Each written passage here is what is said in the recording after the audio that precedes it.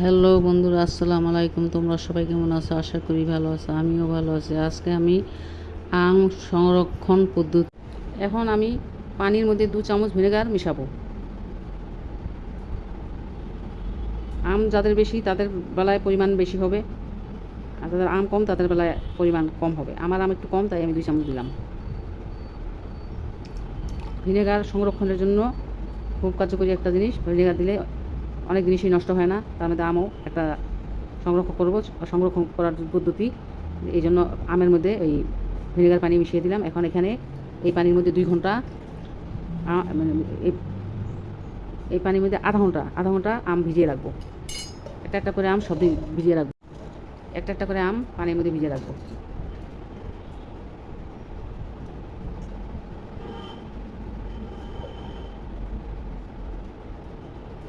সব আম যেন পানির মধ্যে ডুবে থাকে।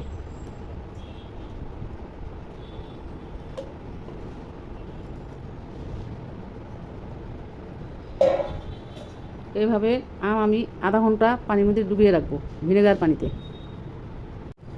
আমগুলি এখন আমি ঘষে ঘষে ধোবো।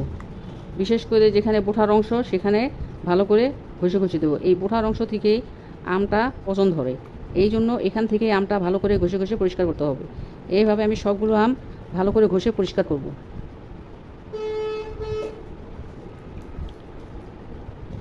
সবসময় দেখে নেবেন যে আমগুলা পাকা, খুব বেশি পাকা না, মানে পাকা আছে কিন্তু অতিরিক্ত পাকা না, একটু শক্ত টাইপের পাকা আমগুলো, সেই আমগুলো সংরক্ষণ করার জন্য নেবেন।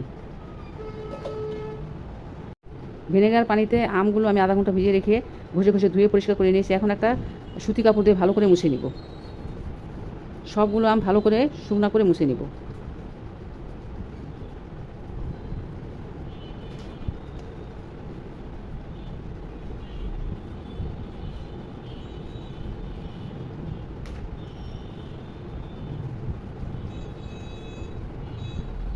আমগুলো এখন আমি একটা কাগজ দিয়ে পেঁচিয়ে মুড়িয়ে রাখবো। টিস্যু পেপার দিয়েও মুড়িয়ে রাখা যেত, কিন্তু টিস্যু পেপার দিয়ে মুড়ালে সেটাতে খরচ বেশি পড়ে যায়। এই জন্য পেপার বা বই খাতার, বাচ্চাদের খাতা বই থাকে সেগুলো দিয়ে আম পেঁচিয়ে রাখতে পারেন। আমার কাছে পেপার ছিল, তাই পেপার দিয়ে আমগুলো আমি মুড়িয়ে রাখবো। এই যে পেপারটা আমি 4 টুকরো করে কেটে নিব।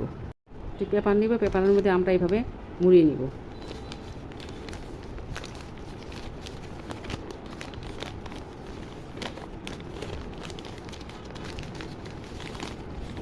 এইভাবে মুড়িয়ে নিব।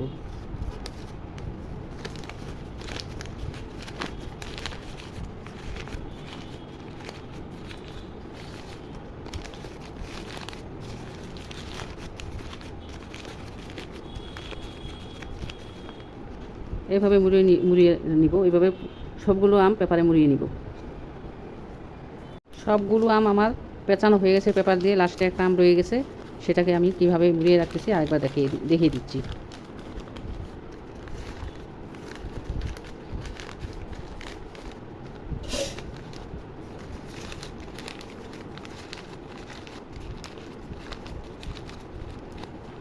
এই তো আমি সবগুলো আম এইভাবে পেপারে মুড়িয়ে আমি একটা ছাঁকির মধ্যে রেখে দিলাম। এখন আমের মৌসুম, আপনারা আম সংরক্ষণ করে রেখে দিতে পারেন।